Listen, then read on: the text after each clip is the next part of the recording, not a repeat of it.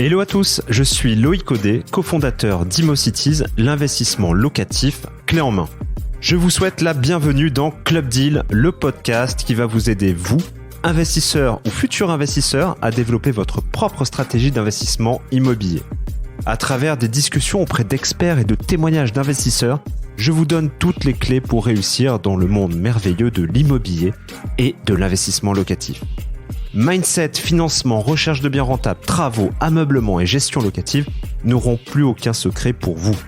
Si vous souhaitez discuter immobilier ou de tout autre sujet, je vous donne rendez-vous sur LinkedIn. Bien entendu, toutes vos questions sont les bienvenues et c'est avec grand plaisir que je tâcherai d'y répondre. Chers investisseurs, bonjour, j'espère que vous allez bien. Alors aujourd'hui, un nouvel épisode de Club Deal consacré à la préoccupation numéro 1 d'un investisseur ou bien même d'un acheteur immobilier. C'est forcément à la recherche d'un prêt immobilier. Et aujourd'hui, pour tout simplement parler d'un petit élément très important du prêt immobilier, on va parler de scoring. Alors peut-être ça vous parle pas, mais pour nous en parler aujourd'hui, j'accueille Olivier Jourdan d'Eloprêt. Alors avant de commencer à parler de financement, de scoring, etc., est-ce que Olivier, en quelques minutes, tu peux te présenter, s'il te plaît? Oui, salut Loïc. Merci pour l'invitation. Alors moi, en fait, j'ai fait une école de commerce. Juste après cette école, j'ai eu une première expérience dans le e-commerce. J'ai monté un site de vente privée de montures de lunettes. Ouais. C'était du B2B sur de la vente privée, donc marge très très faible. Et des opticiens qui commandaient un corps en envoyant des fax. Donc ça n'a Ah oui, d'accord. C'était il y a combien de temps? C'était il y a j'avais 23 ans, ça fait 10 ans. C'était il y a 10 ans. 10 ans. Bon, le mail était quand même déjà, ça Ouais, non, existe, quoi. il y avait déjà le mail, on avait lancé un site internet, ils pouvaient prendre passer commande sur des montures en fin de série sur internet. Mais je pense qu'on était le marché était pas assez mature, donc ça l'a pas fait, mais ça m'a donné c'était mon premier pied à l'étrier sur le web. Et ensuite, rien à voir, virage à 180 degrés, puisque j'ai intégré en tant que courtier une boîte de courtage qui existe toujours. Donc j'ai fait mes armes en tant que courtier en prêt immobilier, en tant que salarié. J'ai adoré ça parce que chaque dossier était différent, j'apportais une vraie solution à mes clients. Et je vendais pas une machine à laver entre guillemets, c'est-à-dire que c'est un produit assez sérieux pour l'emprunteur, donc il suffit pas de raconter n'importe quoi et d'être un beau parleur. Il faut avoir une prestance et une technicité en plus du volet commercial. Mais ça m'a pas suffi, même si je gagnais très bien ma vie. En 2014, j'ai créé donc avec mon associé, qui est toujours mon associé, avec Maxime, Persona Courtage, un courtier en prêt immobilier plutôt plus à notre image. Rien de révolutionnaire à ce moment-là. Dans le positionnement marketing, on s'inscrit comme un courtier en prêt immobilier bourgeois parisien et D'accord. on ouvre une agence à Paris. Ça marche très bien, on passe à 25 collaborateurs et en 2018, ça marche toujours très bien, mais on se dit on va quand même on va quand même pas ne pas se lancer dans le digital puisque c'est quand même l'avenir. Aujourd'hui, les gens ils comparent, c'est la deuxième nature des gens de comparer sur internet, mais on va pas le faire sur Persona Courtage, on va le faire sur une autre structure parce qu'on pense quand même que les deux modèles, le modèle traditionnel physique et le modèle à distance, peuvent continuer à coexister. Et donc en 2018, on lance notre laboratoire ou notre écurie de Formule 1, je sais pas comment on peut l'appeler, qui s'appelle Eloprêt, qui est un courtier hybride 2.0, puisqu'on a décidé de pas totalement digitaliser. Ça reste une question d'humain. On voulait surtout pas déshumaniser le process et le modèle, mais en tout cas, toute l'acquisition se fait à distance, donc via de l'achat de mots-clés sur Google, Facebook, Instagram, et la relation se fait à distance. Donc on décide de plus ouvrir des agences qui ont pignon sur rue, mais on décide dès 2018 que tous les rendez-vous avec les clients vont se faire en visioconférence. Ah ben c'est top parce que je reviens un peu sur parce que tu as eu une expérience de courtage assez pleine au final, puisque entre le moment où tu as arrêté la partie lunettes et le moment où tu as commencé le courtage et maintenant Eloprêt, il s'est quand même passé vachement de temps et tu as connu j'imagine déjà différents différents aspects du financement, avec un marché de l'immobilier qui était pas forcément identique à ce qu'on connaît aujourd'hui. Donc il y a déjà aussi une évolution qui est certaine. Le courtage d'il y a 10 ans n'est plus le courtage d'aujourd'hui, quoi. Non, clairement. Et d'ailleurs, il y a 10 ans, alors je parle pour l'Île-de-France, puisque du coup, moi, il y a 10 ans, j'étais basé que sur l'Île-de-France. Courtage, et en tout cas l'accès au crédit, je le trouvais beaucoup plus simple. Complètement, ouais. Et d'ailleurs, moi, j'ai très vite cartonné en tant que salarié. Je me la pétais bien devant mes potes. J'avais 23 ans et je gagnais super bien ma vie. Mais Allez, vas-y, on veut des chiffres parce que là, ça fait 2 fois que tu dis que tu gagnais bien ta vie. Du coup, je pense qu'on est vachement.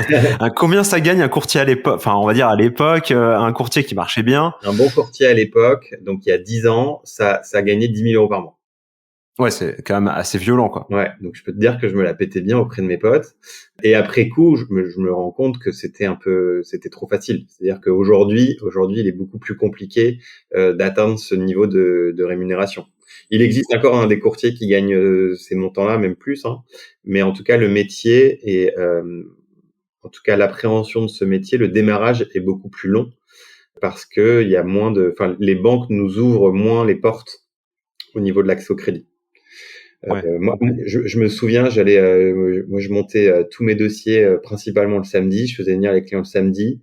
Je leur mettais une grosse pression pour avoir un dossier complet. Ouais. J'avais rendez-vous chez un banquier qui était devenu presque un pote à moi. C'est lui qui avait le pouvoir de décision sur les dossiers.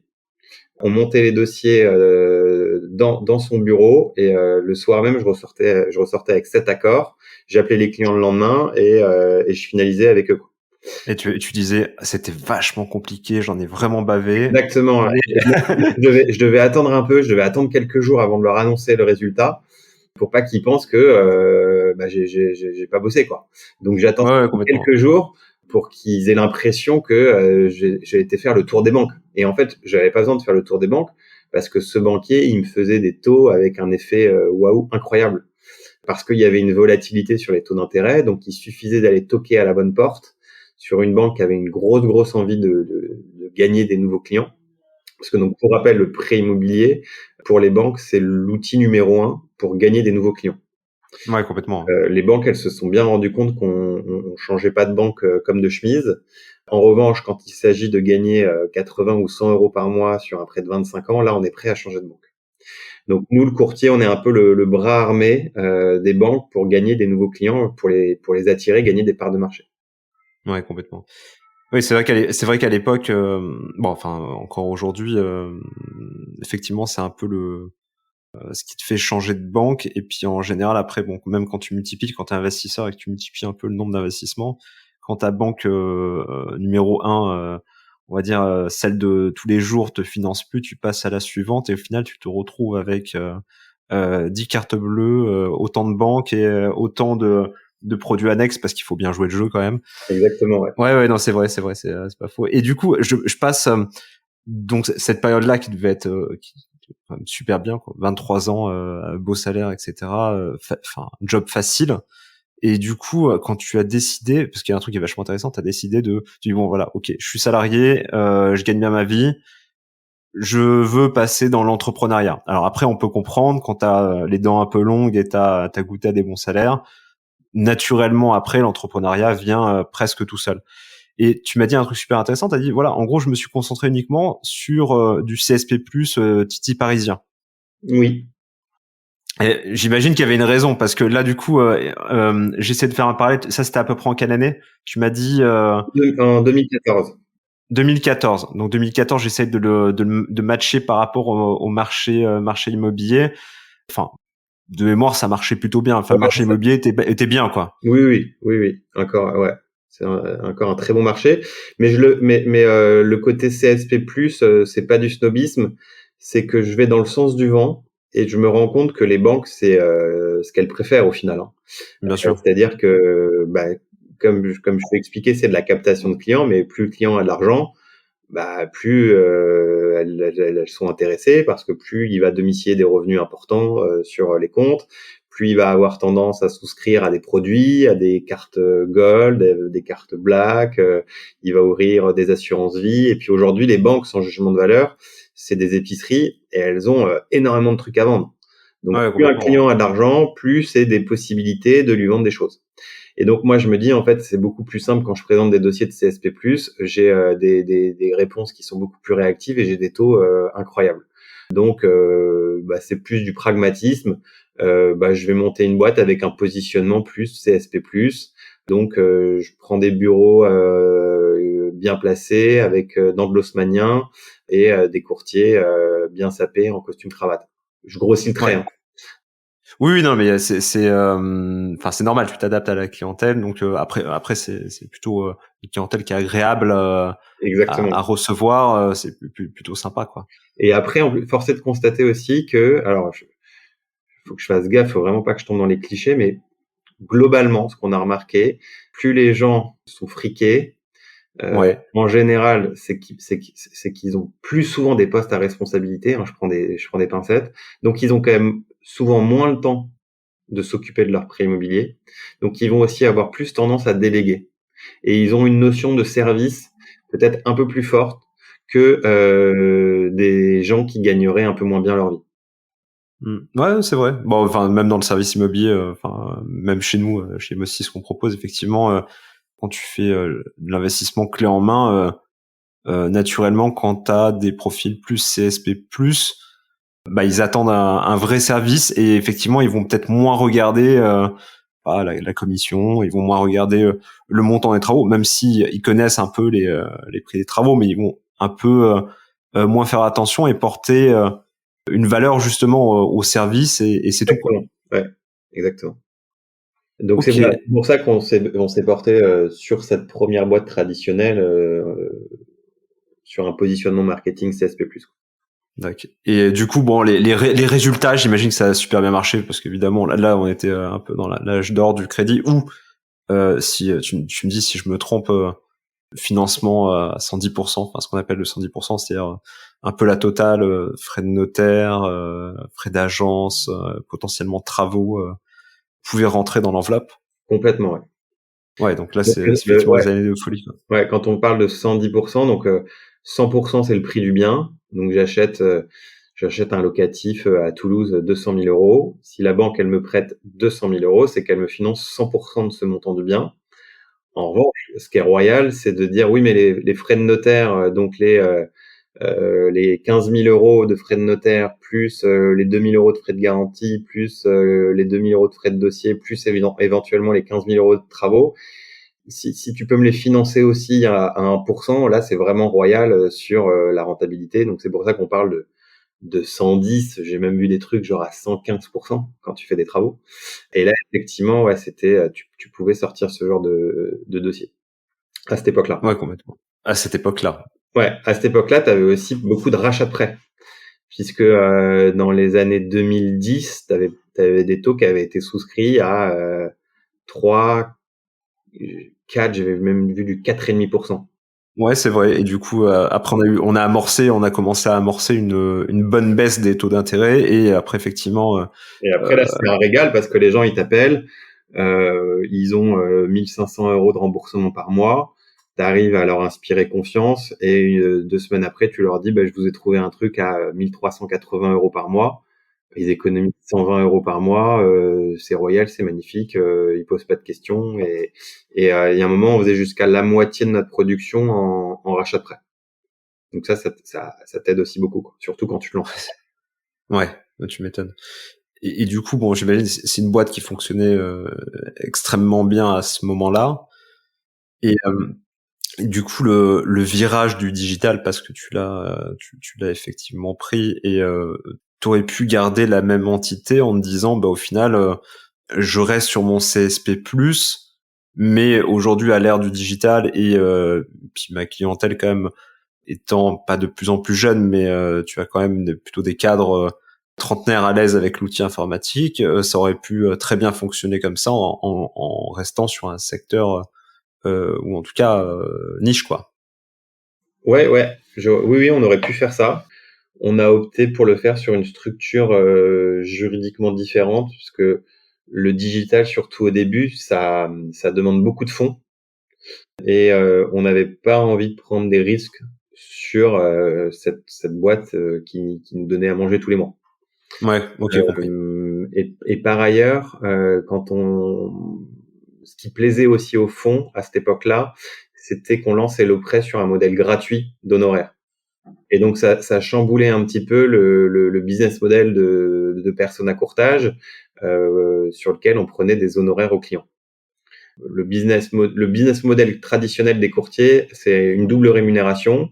Il y a la banque qui va nous payer parce qu'on lui a fait gagner un client, et il y a le client qui va nous payer, l'emprunteur, parce qu'on lui a fait gagner du temps et de l'argent. Et nous, quand on a lancé le prêt, on s'est dit, on va pas prendre de frais de courtage, puisque du coup, on va le faire sur une plus grande échelle. Donc, on sera rentable uniquement sur la commission de la banque. Et donc ça, on n'avait quand même pas envie de prendre ce risque-là par rapport à Persona Courtage. Et par ailleurs, on avait des courtiers chez Persona Courtage qui ça aurait baissé leur panier moyen, ça aurait baissé leur rémunération. Donc ça crée un peu de friction, c'est pour ça qu'on l'a fait sur une entité différente. Ok, compris. Pour donner un ordre d'idée, des frais de courtage, alors à l'époque, tu me dis si je me trompe, c'est à peu près entre 1000, 1005 et 2000, 2500 euros pour... Ouais. Ouais, c'est ça. Hein. En province, on voit des trucs parfois à 3000, 3500 euros. Après, sur des dossiers insortables, il y a des courtiers qui se régalent avec des 5, 6000 euros de frais de courtage. On va dire que la moyenne en France aujourd'hui, elle est plutôt aux alentours des 2000 euros. Ok. Comment ça se fait d'ailleurs? Oui, parce que plus ton dossier est pourri, ou remarque plus le courtier il en bave un peu, quoi. Ouais. C'est ça. Plus il passe de temps et du coup plus c'est cher, quoi. Alors ça ce serait logique, mais en fait, Ouais. plus t'empruntes de l'argent, souvent pour donner une lisibilité à l'emprunteur, on va lui parler d'un pourcentage de son montant de prêt. Donc on va lui dire, souvent les courtiers ils prennent 1% du montant du prêt, plafonné à 3000 euros. Mais c'est lisible en termes marketing, mais c'est pas logique puisqu'au final, on va passer le même temps pour un dossier de 200 000 que pour un dossier de 800 000. Ouais, complètement. Et en revanche, le client comprendrait pas qu'on lui dise dès le départ, ouh là là, je sens que votre dossier va être compliqué, donc je vais vous mettre des frais de courtage élevés. Donc souvent c'est un montant forfaitaire. En tout cas, nous sur les deux structures, on est sur un montant forfaitaire, quel que soit le montant du prêt et quelle que soit la difficulté du dossier. Ok, compris. Et du coup, la partie, donc ça c'est un peu le front, c'est-à-dire les frais de courtage. Généralement, non, la banque, elle demande des frais de dossier. Bon, en général, on arrive à les faire sauter en passant par un courtier, généralement. Et du coup, on va dire la marge arrière, si j'ose dire. Donc c'était un pourcentage du montant du crédit. Oui, c'est historiquement que la principale barrière à l'entrée d'un courtier, c'est d'obtenir des conventions avec les banques. Il faut avoir un deal avec la BNP, la Société Générale. D'ailleurs, il faut avoir un deal avec le plus de banques possible. Pas que tu aies besoin de toutes les banques tout le temps, puisque si tu as un deal avec la meilleure banque du moment, t'as pas besoin d'avoir toutes les autres banques. Mais l'idée, c'est d'être au top toute l'année, quel que soit le profil, quelle que soit la région. Donc c'est pour ça qu'il faut avoir le plus de conventions bancaires. Et donc quand tu signes une convention bancaire, historiquement, la banque, si le client passait par le prêt qu'elle proposait et qu'il domiciliait ses revenus, elle versait au courtier 1% du montant du prêt. Ok. Et depuis 1 an, les banques se sont dit, oh là là, on donne trop d'argent au courtier. C'est vrai qu'on a besoin d'eux, mais on va essayer de gagner aussi des clients par nous-mêmes. Donc on va filer un peu moins de thunes au courtier, et la plupart des banques ont diminué de moitié la commission qu'elles versent au courtier. Donc aujourd'hui, on n'est plus à 1%, on est à 0,5%. Ok, et c'est justement là où en fait je voulais que tu me le dises. Voilà, parce que j'avais pas le montant, j'avais pas le chiffre en tête. Ouais, j'ai mis du temps, mais j'avais prévu de le dire. Ouais, je sais pas si c'était 1,5. Enfin, je savais pas vraiment, mais je sais qu'effectivement aujourd'hui les banques rémunèrent beaucoup moins les courtiers. Et justement quand je regarde HelloPrêt par exemple, alors on va parler un peu plus en détail, mais tu vois, dans ton business model, quand tu as créé HelloPrêt, c'est peut-être pas un truc que tu as prévu tout de suite, te dire les banques vont me payer 2 fois moins dans 2 ans, quoi. Ah non, clairement pas.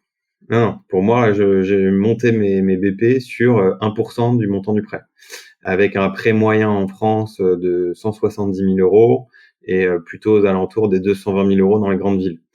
Donc clairement, j'avais pas anticipé cette baisse de cette commission. Et c'est d'ailleurs en partie pour ça qu'on a dû remettre des frais de courtage sur HelloPrêt, parce que le modèle ne tenait plus avec 0,5% du montant du prêt par la banque.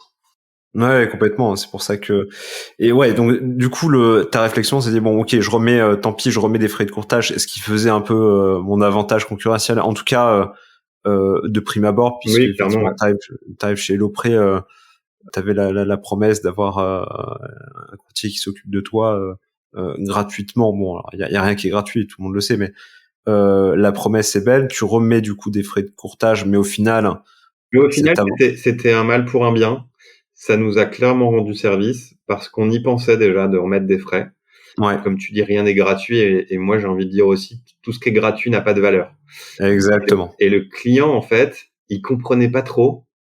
Il se disait, attends, le service, Elle est où la douille? ouais, le service est mieux, j'ai pas besoin de me déplacer, ça va plus vite, j'ai un bête de taux et c'est gratos. Faut le voir pour le croire. Mais du coup, en amont, il y en a beaucoup qui croyaient pas et qui disaient, avant même de nous filer leur dossier, non, en fait, je préfère passer par mon courtier de famille qui est à 2 000 euros. Mais ok. Et donc du coup, on avait même pas tous, hein, on a quand même fait pas mal de dossiers, hein, mais on avait quand même pas mal de clients. On sentait qu'il y avait une sorte de méfiance sur ce modèle. Et en plus, il fallait leur expliquer. Donc, on était assez transparent. On leur disait, bah voilà comment on se rémunère. Tous les courtiers ont une double rémunération et nous, on a choisi d'avoir la rémunération que du côté banque. Et du coup, tu rentrais dans une explication. Ah bon, les courtiers, vous êtes payés par les banques. Ah, mais du coup, vous avez un biais. Ah, vous êtes peut-être envoyé dans une banque qui vous paye plus. Alors, Ben voilà. c'est le business model pourtant des courtiers, hein, mais du coup, on rentrait dans une explication. On voulait apporter de la transparence et en fait, ça apportait de la méfiance. Et donc, et en plus, on avait toujours personne à courtage qui marchait avec des frais de courtage et puis on n'avait aucun problème pour mettre des frais de courtage. Donc finalement, cette baisse de commission nous a obligés à le faire plus rapidement, mais on l'avait quand même en tête depuis un certain moment de remettre des frais de courtage sur HelloPrêt. Ouais. Et effectivement, en disant que le panier moyen, parce que le prêt un peu classique, tu l'as donné, c'est 170 000 euros en région et 220 000 Dans les grandes villes.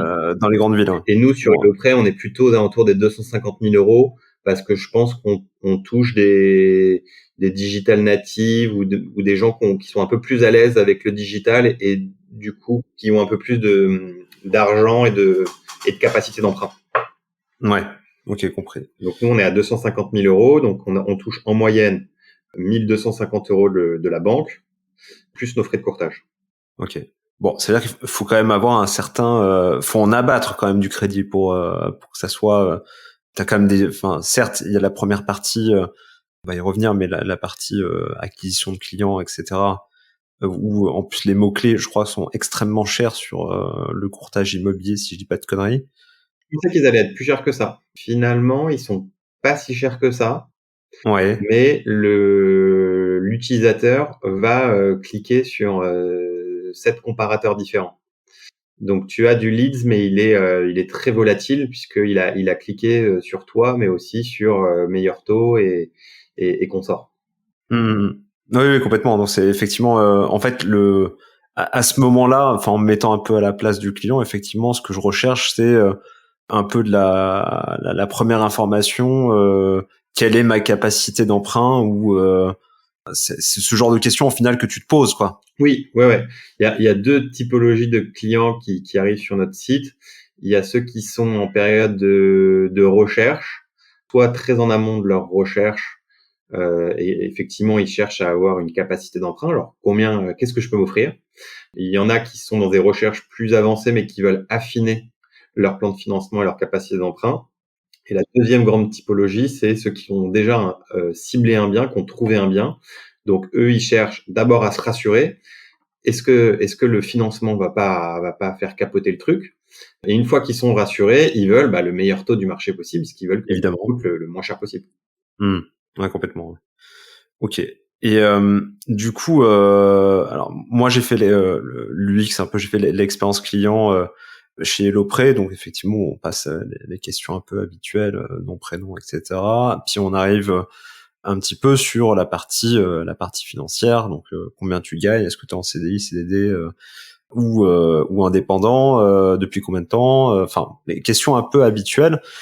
Et en fait, là, on se rend compte effectivement, il y a une espèce de score, donc, le scoring.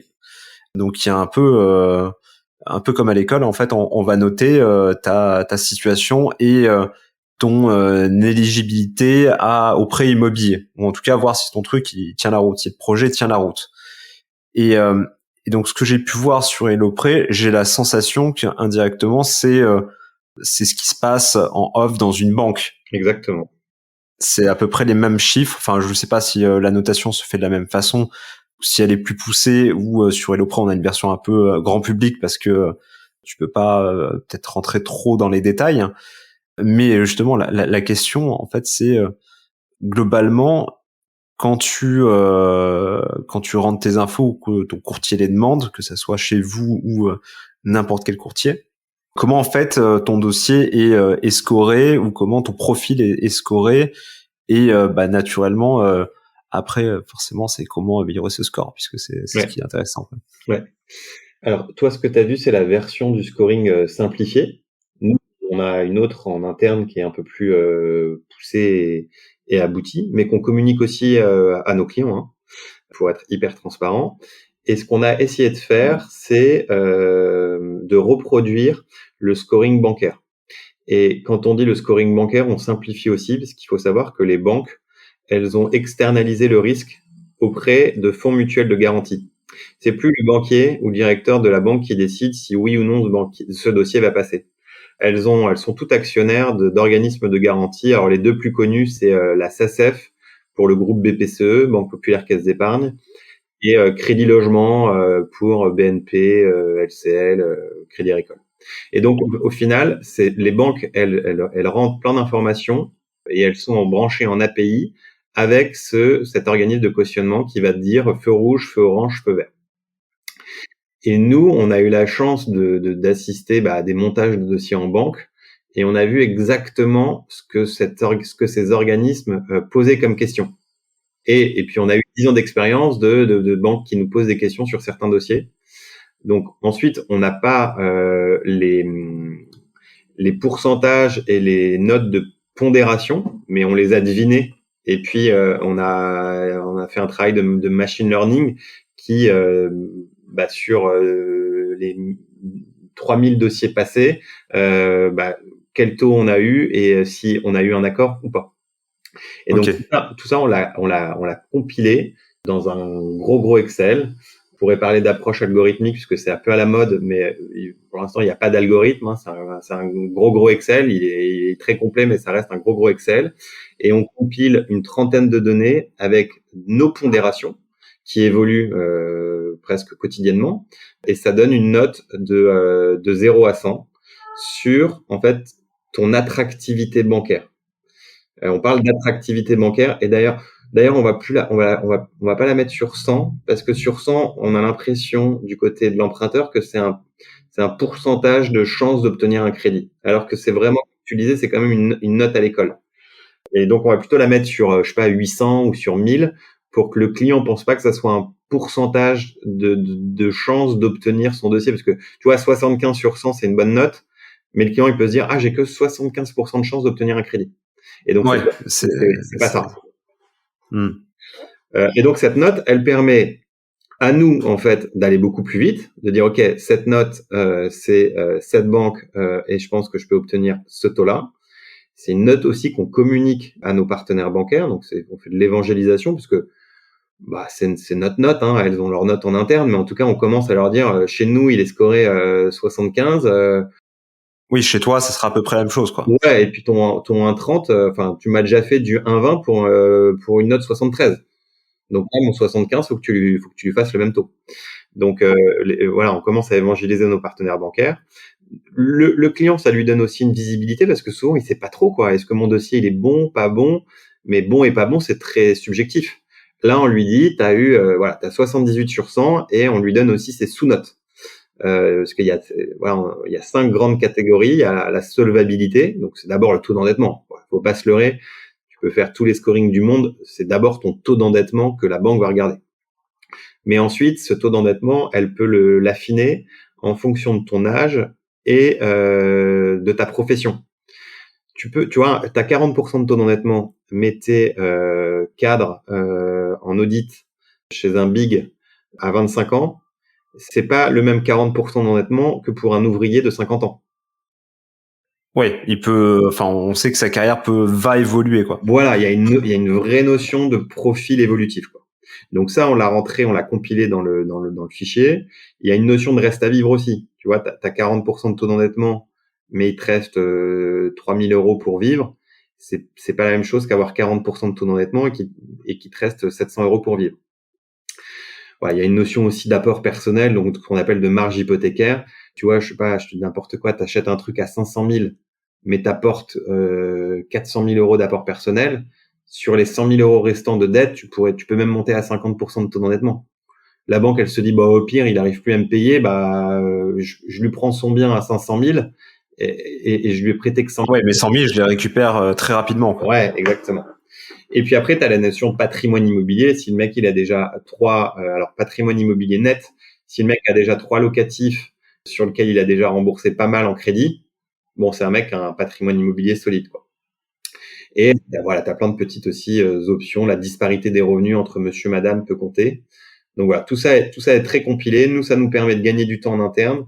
C'est la notion de courtier augmenté. Nous, l'idée, c'est que nos courtiers aillent à l'essentiel et gagnent du temps. Et ça donne aussi une transparence à l'utilisateur, à l'emprunteur sur la qualité de son dossier, donc ce qu'on appelle son taux d'attractivité bancaire. Ok. Est-ce qu'il y a des subtilités? Alors, tu m'as dit, par exemple, un truc que j'ai relevé, c'est la disparité de revenus. Malheureusement, ça arrive assez souvent entre monsieur et madame, parce que bon, la parité, elle n'est pas tout à fait. Elle n'est pas encore respectée, ouais. Ouais, elle est pas respectée et puis bon, faut espérer qu'avec le temps, ça le soit, mais entre monsieur et madame, monsieur, ou l'inverse hein, d'ailleurs, mais monsieur, je sais pas, je suis une connerie, monsieur 10 000, madame 2 000 par exemple, ou on va casser les codes. Madame 10 000, monsieur. Voilà, ou l'inverse. Voilà, Madame très bien. 10 000 et monsieur père au foyer, elles vont préférer madame 5 000 et monsieur 5 000. Parce que si madame perd son boulot, c'est les 10 000 qui partent, quoi. Ouais, complètement, ouais. Il y a du chômage, tout ça. Donc, c'est pas un levier qui te fait gagner 20 points sur ton crédit score. Si madame est à 10 000 et monsieur perd au foyer. Mais si les deux sont à 5 000, ça te fait gagner quand même 3-4 points sur ton taux d'attractivité. Ok. Donc, ça, ok, compris. Est-ce que tu as d'autres points comme ça que on va dire que tu peux gérer assez facilement? En gros, c'est juste une histoire de présentation ou Ouais, j'en ai pas parlé, mais il y a aussi la capacité d'épargne. Tu vois, tu as un taux d'endettement élevé, mais la banque, elle voit que tu arrives quand même à mettre, je sais pas, 300 euros de côté tous les mois. Donc ça, elle le prend en compte. Donc les tips, c'est déjà de pas être dans le rouge sur tes relevés de compte. Nous, on va bientôt avoir une approche avec la DSP2, donc on aura une vision sur les relevés de compte du client pour encore affiner ce crédit score. Pour l'instant, il n'est pas pris en compte. Mais l'idée, c'est que nous, on les envoie les 3 derniers mois de relevés de compte de nos clients à nos partenaires bancaires. Il y a beaucoup de banques qui regardent le fonctionnement bancaire. Donc, tu vois, à la date T, tu es déjà dans le rouge tous les mois de 300 euros. Et là, tu demandes un crédit avec un effort d'épargne de 200 euros supplémentaires. La banque, elle dit, mais je comprends pas, il est déjà à 300 euros dans le négatif tous les jours. il sera à 500. Ouais, du coup, il sera à 500. Moi, ça me plaît pas. Donc, mais c'est un bon client, par contre. Oui, ouais. C'est un bon, ça paye des agios, mais ça paye des agios. A priori, enfin, ce que j'ai cru comprendre, c'est que les personnes qui étaient dans le rouge, alors des fois c'est pour des situations un peu plus malheureuses, mais il y en a qui s'en foutent et qui regardent pas leur compte en banque. Et eux, ça leur arrive assez facilement. Ils ont pas fait de virement, ils s'en foutent. Et du coup, pour la banque, a priori, c'est l'un des meilleurs clients. Enfin, c'est le meilleur profil. Ouais, ce qui leur amène le plus d'argent. Ouais. Ah, complètement, ouais. Mais alors, du coup, nous, alors c'est peut-être pas les mêmes pôles, hein, mais nous, les gens avec qui on parle, sont pas fans de ces clients-là quand il s'agit de souscrire un prêt IMO, quoi. Oui, c'est normal, c'est logique. Mais c'est vrai que c'est un peu paradoxal. Un peu paradoxal, ouais. Ouais, c'est clair. Bon, pour s'offrir les meilleures chances, faut présenter les derniers mois de relevé de compte dans le vert. Et plus que ça, il faut montrer une petite capacité d'épargne. Donc, il faut faire un virement tous les mois. Il faut le renommer épargne sur un livret A. Donc voilà, ça permet d'accéder à des choses sur lesquelles on aurait eu des refus parce qu'on aurait eu peut-être un taux d'endettement un peu élevé. Ensuite, en apport personnel, alors après je sais que c'est facile à dire, hein, mais aujourd'hui donc les banques elles sont ok pour financer 100% du prix du bien, c'est ce qu'on évoquait en début de call. Aujourd'hui, il faut apporter en apport personnel au moins les frais de notaire et les frais de garantie. Donc, vous regardez le prix du bien, vous prenez 8-9%, et c'est ce montant qu'il faut apporter en apport personnel. Ensuite, après, je peux pas vous dire de gagner plus. Oui, ça fait partie du deal, mais après bon, effectivement, à l'instant T, des fois, c'est pas aisé de gagner forcément plus. Bon, surtout en fait, si j'ai bien compris, c'est surtout la bonne tenue des comptes qui est importante, l'épargne de précaution toujours. Et d'ailleurs, alors faut que je fasse gaffe, hein, mais on voit encore du 105 et du 110%. Nous, on le fait encore, mais c'est très très à la marge parce que du coup, on prend un risque, et du coup, c'est un risque aussi pour le client parce que on peut lui créer une fausse joie. Et nous, dans un souci de processisation, d'automatisation, on préfère pas prendre ce risque parce que du coup, nous, on va bosser, on va peut-être faire bosser un apporteur d'affaires, on va faire croire au client que c'est possible, et à la fin, on va essuyer que des refus. Mais sur certains très beaux profils avec des très beaux revenus, et souvent la banque, elle dit, quand elle parle d'apport personnel, c'est pas que le client ne peut pas avoir cet apport, c'est qu'il ne veut pas. C'est-à-dire que s'il a 200 000 euros sur un compte en banque, elle sera plus enclin à accepter de faire du 110% parce qu'elle se dit, c'est pas qu'il peut pas, c'est qu'il veut pas. Et oui, c'est différent. Voilà. Mais en revanche, un client qui peut pas parce qu'elle voit qu'il y a zéro argent de côté et que du coup il y a zéro apport, là elle va tiquer.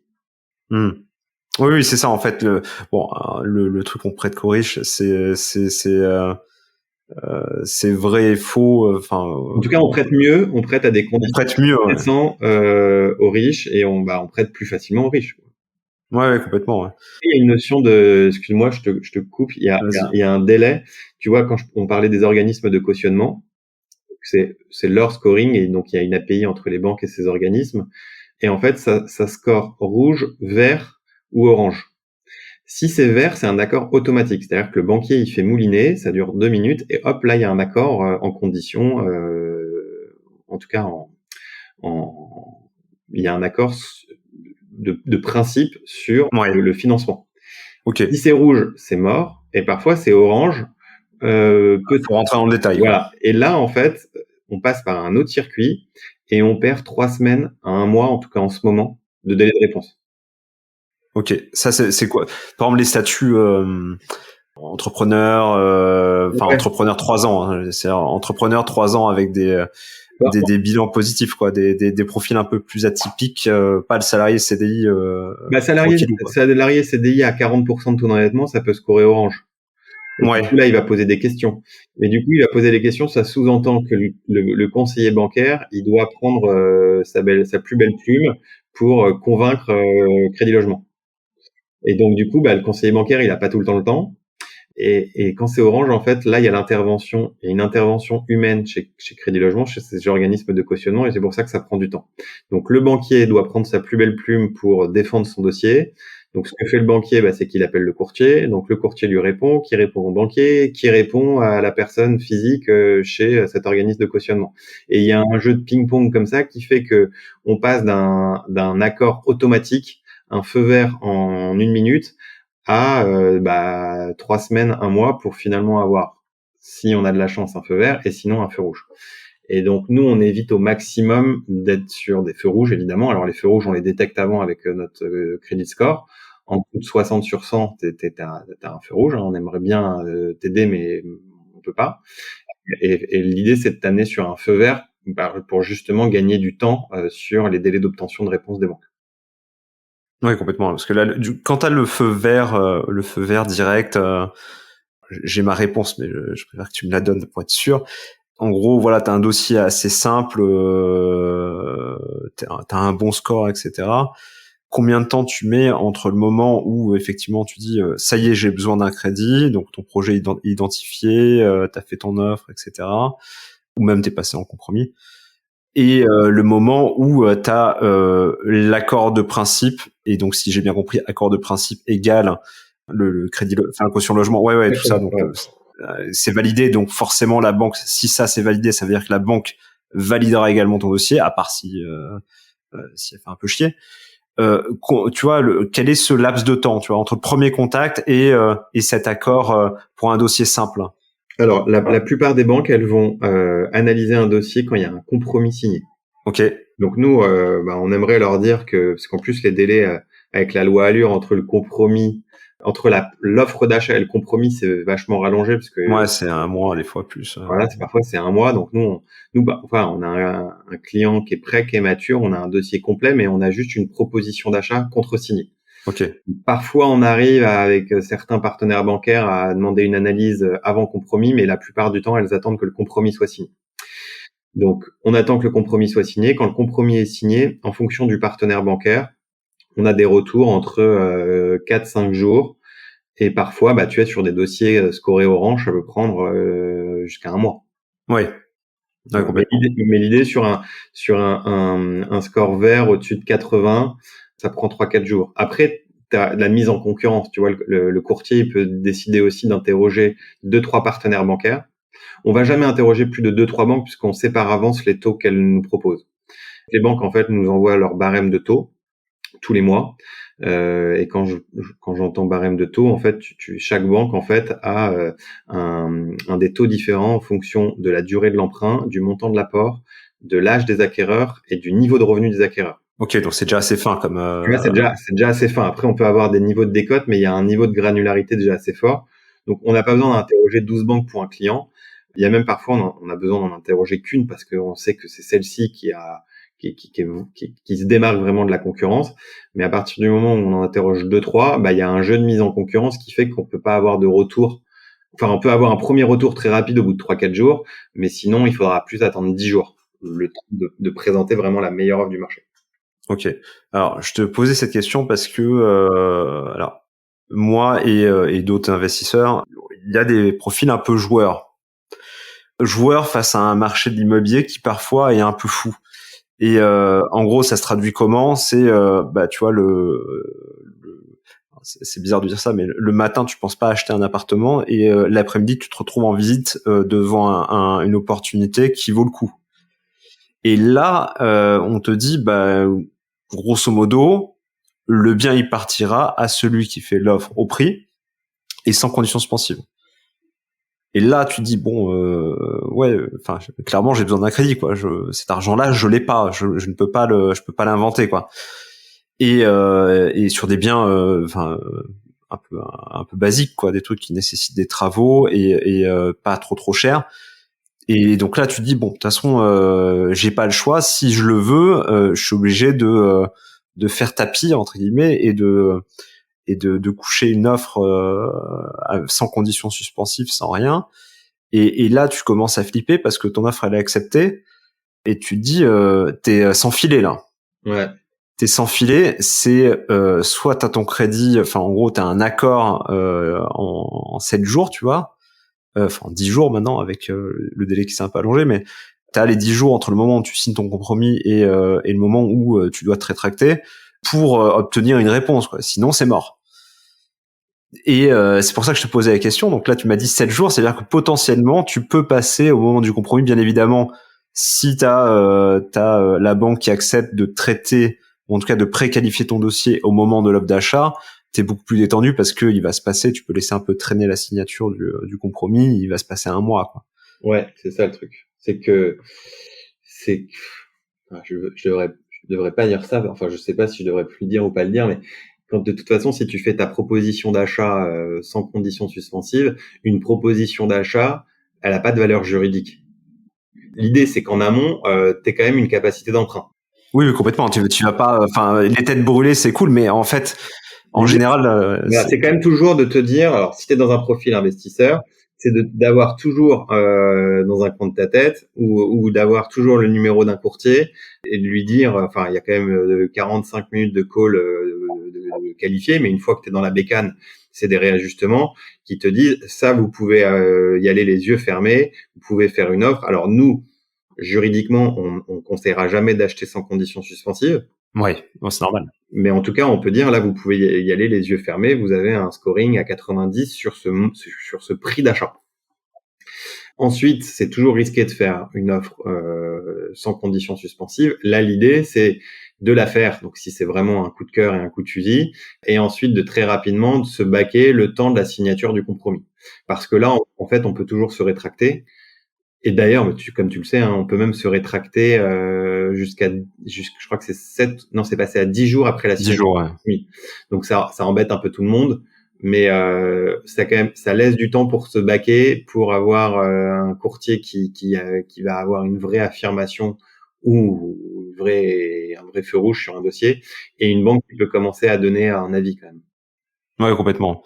Bon, voilà, c'est le truc un peu tête brûlée, mais un tête brûlée modéré, dans la mesure où effectivement, de toute façon, ce qu'on conseille, que ça soit dans l'investissement locatif ou pour l'achat d'une résidence principale, va pas visiter des biens sans savoir combien tu peux emprunter, quoi. Tu vas te faire du mal, quoi. Ouais, exactement.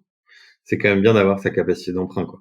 Puis voilà, si pas tête brûlée, aujourd'hui, quand tu es sur un marché où il n'y a pas beaucoup de biens à vendre et les prix d'immobilier sont quand même assez élevés, effectivement, si tu t'es pas à l'aise avec le fait de faire une offre sans condition suspensive, et c'est bien compréhensible, si tu arrives avec au moins une lettre de confort de ton courtier, t'es quand même un peu mieux perçu, quoi. Ouais, ça c'est important d'avoir une attestation de faisabilité ou une lettre de confort que nous on délivre chez HelloPrêt aussi.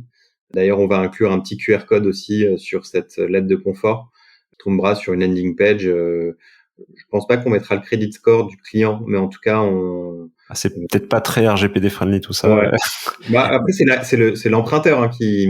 Ouais, c'est vrai, il le donne. Et c'est vrai que c'est à lui, donc après il fait ce qu'il veut. On donne pas les revenus et puis il fait ce qu'il veut avec cette lettre. Hein, il est libre de la donner ou pas, mais en tout cas un QR code qui renvoie vers une page qui dit que ce client est finançable avec peut-être 2-3 points forts, quoi, apport personnel, solvabilité, quoi. Ouais, c'est très bien parce que ça permet aussi tu sais, un peu comme quand tu veux, quand tu as un dossier de locataire, tu peux un peu vérifier si son avis d'imposition il est vrai ou pas, quoi.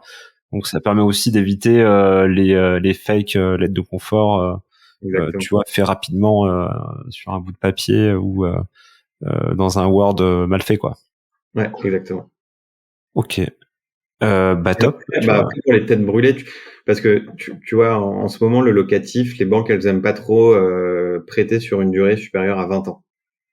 Bon, en vrai, c'est déjà 20 ans, c'est déjà pas mal. Après, il y en a qui poussent à 25, mais parce que tu vois, genre nous, quand on nous appelle pour une capacité d'emprunt, on va pas s'amuser à lui donner une capacité d'emprunt sur 25 ans à 36% de taux d'endettement. Oui, c'est sûr. On va rester sur une base pour prendre zéro risque, parce que pendant le Covid, on n'avait pas le droit de dépasser 33,00.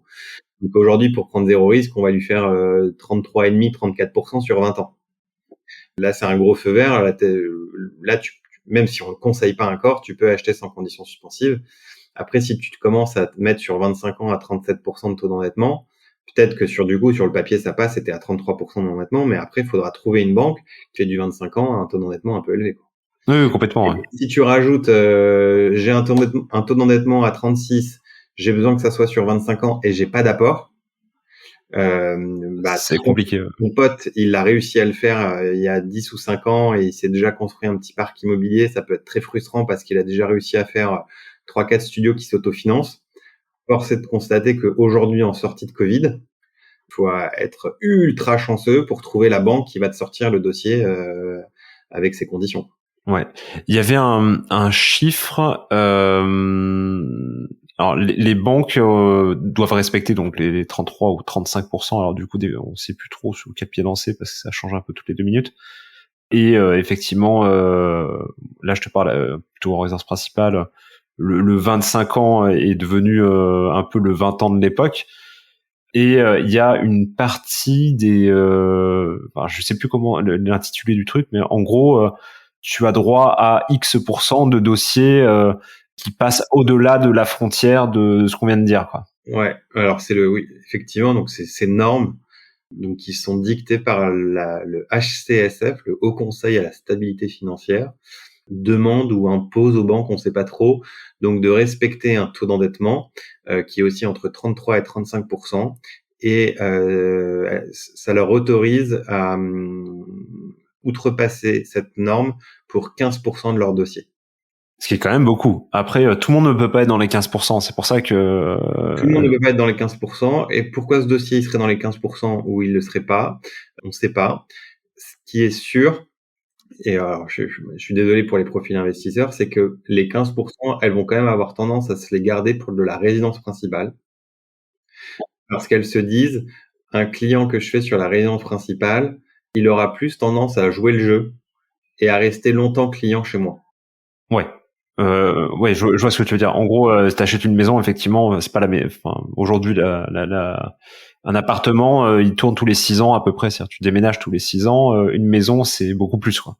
Mais c'est surtout qu'un locatif, sur un locatif, t'es moins impliqué que pour ta résidence principale. Je te parle impliqué affectivement. Oui, ok.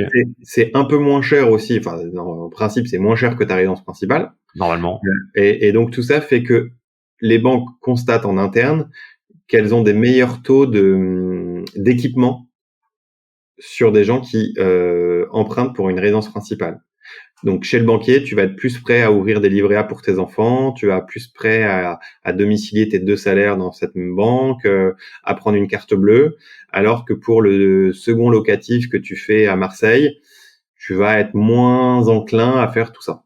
Oui, tu dis oui, mais tu le fais pas, quoi. Exactement, tu dis oui, tu fais à moitié. Donc ça veut pas dire qu'on peut pas être dans les 15% pour du locatif, mais c'est des grandes tendances en tout cas qu'on a remarquées. Ok, bah écoute, je pense on a donné quand même des bonnes infos et des bons tuyaux.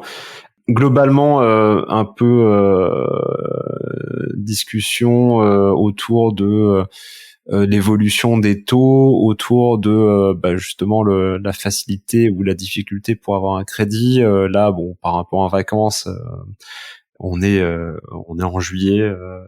Bon, l'été, c'est clairement pas la bonne période. Non, l'été c'est pas la bonne période. Puis de toute façon, on n'a pas forcément la tête à ça. Mais du coup, là, comment vous sentez chez Lopré la rentrée et en fait la dernière ligne droite jusqu'à la fin d'année 2021, sachant que parallèlement, pour toujours faire le parallèle avec le marché de l'immobilier, effectivement, pour nous en général, c'est une excellente période. Le septembre, octobre, novembre, décembre, c'est la période la plus sympa, en tout cas au niveau de notre activité.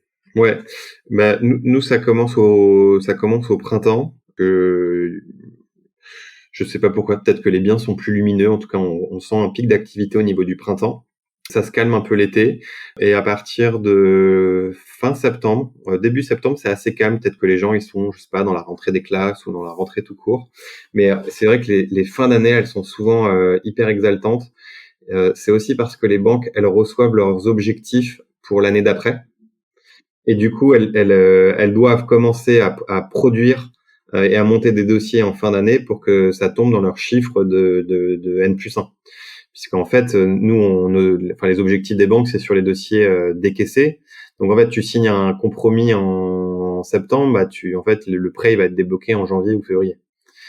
Donc la fin d'année est une bonne période pour ça. Et en plus, là, moi, j'ai eu tous mes partenaires bancaires au téléphone. Ils ont des objectifs très élevés sur 2022. Donc ça veut dire qu'ils vont avoir envie de gagner des nouveaux clients. Donc pour ce faire, continuer à faire des taux bas et continuer à être réactif, en tout cas au niveau des courtiers, faire du crédit, quoi. Ouais, complètement. Et du coup, là, t'as dit un truc qui était super intéressant, David. Voilà. En gros, est-ce que il y a quand même une saisonnalité pour ton dossier entre vert et orange? Peut-être vaut mieux demander ton crédit en fin d'année pour qu'il passe pour qu'il soit validé en début d'année prochaine, ou effectivement peut-être c'est les 15% qu'on a évoqués, t'as plus de chances que ça soit accepté en début d'année plutôt qu'en fin d'année où le tableau est rempli, quoi. Ouais. Oui, parce qu'en plus, d'ailleurs, ces dernières années, alors je te parle pas des années Covid, mais ces dernières années, le tableau il était rempli pour certaines banques en juillet-août, quoi. Elles avaient atteint leurs objectifs. Autant dire qu'il fallait leur envoyer que du Du dossier, très bon, quoi. ouais, du dossier pépito, quoi. Donc c'est vrai que c'est la fin d'année et le début d'année, t'as plus de chances d'obtenir un crédit que l'été, quoi. Ouais, complètement. Bah écoute, voilà, encore un nouveau conseil. Et je reviens sur HelloPrêt, donc du coup qui est une structure à part par rapport à ce que t'avais précédemment créé. Vous avez levé un peu d'argent, un peu bien, quoi. Ton objectif sur les prochaines années chez HelloPrêt, qu'est-ce que ça serait? Qu'est-ce qu'on peut te souhaiter de bon chez HelloPrêt? Alors c'est que ça continue comme ça. Et nous, on veut vraiment s'inscrire dans le paysage du courtage français et être dans le top 5 des courtiers en France, quoi. Donc voilà, on veut être à la table de meilleurs taux d'un empruntis ou d'un cash-pick que les gens connaissent moins, mais qui sont importants, et vraiment compter dans le paysage, et que tout le monde connaisse HelloPrêt, quoi. Puisque finalement, c'est presque un produit de grande consommation, quoi. T'as un Français sur deux qui rêve de devenir propriétaire, t'as 1 million de transactions par an, donc faut faire beaucoup de crédits, hein, c'est un gros marché. Et le fait, nous, d'avoir digitalisé et donc de plus avoir besoin d'être présent à tous les coins de rue, c'est-à-dire qu'on peut faire un crédit de quelqu'un qui achète à Limoges, ou quelqu'un qui veut acheter à Lille ou à Lyon, et on peut faire tout ça d'une, deux ou trois plateformes en France. Donc l'idée maintenant, on a un vrai sujet de de notoriété, puisque comme tu le disais, l'acquisition aussi online, ça coûte cher, mais l'idée, c'est que les gens pensent à HelloPrêt par eux-mêmes, quoi. Ouais, complètement, ouais. Alors peut-être ça va faire grincer les dents, mais ton principal concurrent, on l'a pas cité, mais j'ai l'impression que c'est un peu une guerre sans, enfin, c'est une guerre, quoi, avec le principal concurrent. On peut, si tu veux pas donner son nom, on le donne pas, mais je pense que tout le monde connaît le nom. Je suis pas sûr que tout le monde connaisse son nom, mais au même titre que tout le monde connaît pas le nom d'HelloPrêt. En fait, c'est un concurrent direct dans le positionnement et dans l'approche. Mais moi, je suis hyper content qu'il cartonne, parce que ça monte la voie et ça évangélise le marché. D'ailleurs, je sais pas s'il cartonne, mais s'il cartonnait comme on cartonne, ce serait bien, puisque ça montre aux gens qu'aujourd'hui, un courtier, on n'est pas obligé de se déplacer pour aller le rencontrer, et on peut monter un dossier de prêt immobilier à distance en visioconférence. Parce qu'en termes de part de marché, entre mon principal concurrent, comme tu dis, et moi, on est encore petit par rapport aux gros mastodontes du marché. Mais au final, ça va dans le sens un peu de l'histoire Ouais, parce on est encore loin de la guerre Coca-Cola, Pepsi, hein. Pepsi, ouais. Ouais, j'aimerais bien qu'un jour qu'on soit aussi gros et connu qu'un Pepsi mais pour l'instant, on est encore de bébés sur le camembert des parts de marché du financement immobilier, tu vois. Ouais, mais enfin, on va dire, je pense que ça va dans le sens de l'histoire, et c'est la bonne direction directement à prendre. Je pense que voilà, c'est toujours bien d'avoir un concurrent, ça te Ah, pousse. ça te motive. Voilà, ils ont une approche, on va dire, plus algorithmique. Moi, je reste encore très tourné vers l'humain, parce que pour moi, un financement, un projet immobilier, tu peux pas complètement le déshumaniser. Donc, c'est peut-être eux qui ont peut-être une vision qui est plus forte que la mienne. Moi, je suis peut-être encore trop terre à terre, mais en tout cas, bah, les deux, en fait, qui avancent comme ça ensemble, ça peut être que bénéfique pour l'un comme pour l'autre, quoi. Ouais, complètement, ouais. Complètement. Non, mais en tout cas, moi j'aime bien la formule, effectivement, garder un peu d'humain, parce que c'est important. Enfin, tu parles quand même. C'est engageant, effectivement, 20 ans. Bah ouais. Pendant 20 ans, en gros, peut-être avec un courtier, je sais pas combien, la durée moyenne, je sais pas, sur un courtier en général, pour un client, il passe combien de temps entre le téléphone, le fait d'aller chercher réellement son financement, le fait de finaliser, fignoler, etc. Je sais pas combien d'heures ça prend. Un courtier traditionnel, je pense que c'est une dizaine d'heures. Sur HelloPrêt, on a réussi à l'abaisser à 4-5 heures. Ok, Du mais coup, on a automatisé pas mal de tâches sur HelloPrêt. Donc, voilà, toujours l'idée d'un courtier augmenté. Ça reste un humain, mais on l'a doté de plein d'outils pour qu'il aille plus vite et qu'il soit plus performant. mais t'imagines, voilà, parce que 5 heures, entre 5 et 10 heures, VS 20 ans tu vois, où Ah tous bah les oui. mois tu vas payer, quoi. Donc je pense qu'effectivement ça mérite quand même un poil d'humain au moins pour t'as peut-être des questions, quoi, des questions qui ne viennent pas forcément en tête tout de suite. Et puis tu peux digitaliser, je pense, l'achat d'un téléphone portable, peut-être même un jour l'achat d'un appartement avec sûrement même d'ailleurs de faire une visite complètement en visio, peut-être surtout si c'est un locatif et que tu vas pas toi y vivre. Mais la machine, elle peut pas te dire, je te conseille d'apporter 25 000 et pas 20 000. T'es pas obligé de t'arrêter sur 22 ans, mais tu peux basculer sur 25 ans. La machine, elle le sait pas. Et puis, quand bien même elle le savait, un client, il a besoin d'être mis en confiance par un expert, avant que ce soit une machine qui lui dise, combien tu dois emprunter, sur quelle durée, tu vois. Mais en tout cas, nous, c'est ce qu'on pense, quoi.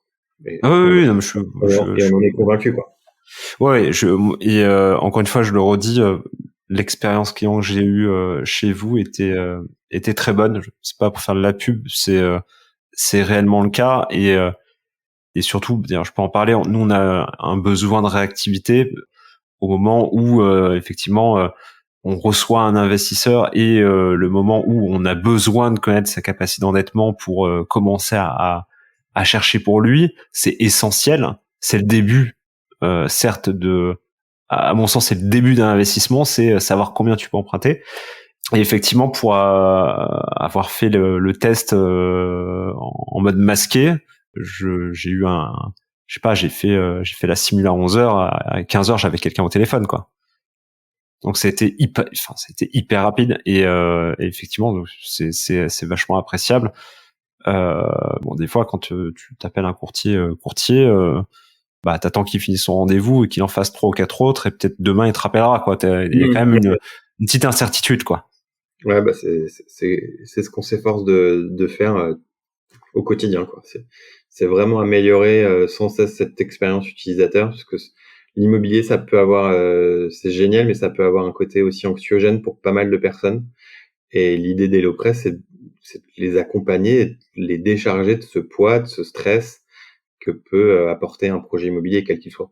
Ok, top. Bon, écoute, Olivier, merci pour tous ces conseils.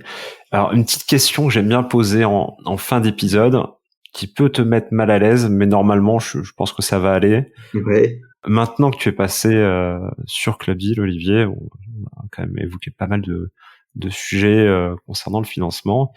Est-ce qu'à ton tour, tu aimerais entendre quelqu'un sur ce podcast qui nous parlerait peut-être de d'autres subtilités du crédit IMO ou de finance perso ou d'immobilier? Tu vois, tu as le choix. Tu as 3 catégories. Crédit IMO, finance perso, ou tu m'as dit? Ou immobilier, investissement de manière générale. Moi, j'aimerais bien entendre un Que tu banquier. connais. Alors je dis ouais, que tu connais, parce que sinon c'est compliqué. Que je connais. Alors, j'aimerais bien que tu interroges Kevan de Virgile. Je crois que tu l'as pas déjà fait. Je l'ai eu. Ah, tu l'as déjà eu? Ok. J'ai eu déjà du Virgile, j'ai eu pas mal de monde. J'ai écouté pas mal de. Ok, je suis passé à côté de Virgile. Raphaël aussi, que je connais de Luco, tu l'as eu. Je l'ai eu. Alors peut-être qu'il y a un lien quand même. Moi, j'aime bien aussi les gens de Je rêve d'une maison. C'est un chasseur d'appartements, mais qui. Je vais la voir. Ah voilà. Non. Ok. Ah, tu vois, c'est plus difficile qu'il n'y paraît. Non, là, j'ai pas d'idées qui me viennent à part les idées que je viens de te donner. Ok, sécher. T'es le premier qui sèche. Enfin, t'as pas séché, c'est juste que j'ai déjà eu les invités. Peut-être non, je pourrais te donner le contact d'un banquier, mais je sais pas s'il accepterait, parce que faut que l'enseigne soit d'accord, s'il accepterait d'être interviewé par toi. Mais je pourrais quand même te donner le contact d'un banquier. Ok. Bon, écoute. D'accord. Écoute, très bien. Écoute, merci Olivier pour cet épisode. Si on veut te contacter, si on veut faire des partenariats avec toi, un contact. Alors, j'imagine. Vous contacter directement olivier@helloprêt.fr. Ok, t'es comme ça. Ouais. Voilà, envoyez-lui tous les mails. Voilà. Non, j'essaie de tous les traiter avec réactivité. Sinon, j'ai un directeur des partenariats, Vincent @helloprêt.fr. Ok, top. On te retrouve également sur LinkedIn. Ouais. Vous faites aussi une belle communication, je regarde rapidement. Ouais, on essaye, on s'est mis depuis 1 an sur LinkedIn. Alors c'est plutôt une communication B2B, hein, c'est pour aller chercher des partenaires, des apporteurs d'affaires, même si ça a aussi une portée B2C, puisqu'aujourd'hui, de plus en plus de gens qui se connectent quotidiennement sur LinkedIn, et on essaye là depuis 1 an, et pour l'instant, on a plutôt des bons résultats. Ouais, effectivement, puis c'est sympa. Enfin, à voir en tout cas, si vous souhaitez vous rendre sur LinkedIn, effectivement, tapez Hello Prêt, vous allez tomber dessus, c'est plutôt bien, c'est assez jeune et dynamique, et c'est appréciable, ça change un peu des trucs un peu classiques. Combien je vais emprunter sur 20 ans, bon, on connaît un peu la musique, et là ça change un peu, quoi. Ok, top, merci, et puis du coup, à très bientôt. Alors on devait faire l'épisode en présentiel, il a beaucoup plu aujourd'hui, veille de 14 juillet, alors du coup bon, on l'a fait à distance, mais je pense que le son sera très bon. Et pour moi et pour les auditeurs, c'est le dernier épisode avant les vacances d'été, puisque j'ai le droit de partir en vacances aussi. Et du coup, pendant les vacances, je vais voir si on peut vous proposer certainement un best-of des épisodes de l'année. On a fait plus de 80 épisodes. Bravo. Donc ça fait beaucoup de choses. Ouais, ça fait beaucoup de choses. On a dit beaucoup de choses. Et du coup, peut-être faire un super best-of des meilleurs moments, et ça vous permettra de redécouvrir un peu Club Deal, et de se retrouver à la rentrée avec tout simplement de nouveaux invités, des nouveaux sujets toujours plus intéressants les uns que les autres. Pas qu'il y en ait moins intéressants, mais en tout cas, on essaye d'avoir des super invités comme toi, Olivier. Et puis voilà, donc bonnes vacances à tous. Olivier, je sais pas si tu pars en vacances prochainement. Je pars en août, et j'en profite aussi pour te remercier pour l'invitation, Loïc, et pour tes questions pertinentes, et la qualité de ton écoute. Merci beaucoup. Top. Merci Olivier, à très bientôt à toi, et à très bientôt à tous. Et puis passez de bonnes vacances, et je vous embrasse tout simplement. Bravo, vous avez écouté l'épisode jusqu'au bout. Si son contenu vous a plu, n'hésitez pas à noter, commenter et partager le podcast Club Deal à au moins 3 de vos connaissances. C'est grâce à votre soutien, à votre fidélité, bref, grâce à vous, que Club Deal prend autant d'ampleur, et pour cela, je tenais à vous remercier du fond du cœur. Si l'idée d'investir dans l'immobilier vous plaît, mais que vous n'avez pas le temps, ou tout simplement si vous avez peur de vous lancer, n'hésitez pas à sauter le pas et contacter ImmoCities. ImmoCities, c'est la solution d'investissement locatif clé en main qui vous permettra de dormir sur vos 2 oreilles. Recherche de biens rentables, conception, travaux, mise en location, toute la team ImmoCities saura vous accompagner dans toutes les étapes de votre projet, et ce, dans les plus grandes villes de France. Il ne me reste plus qu'à vous souhaiter une excellente semaine pleine d'opportunités rentables, et à très bientôt sur Club Deal.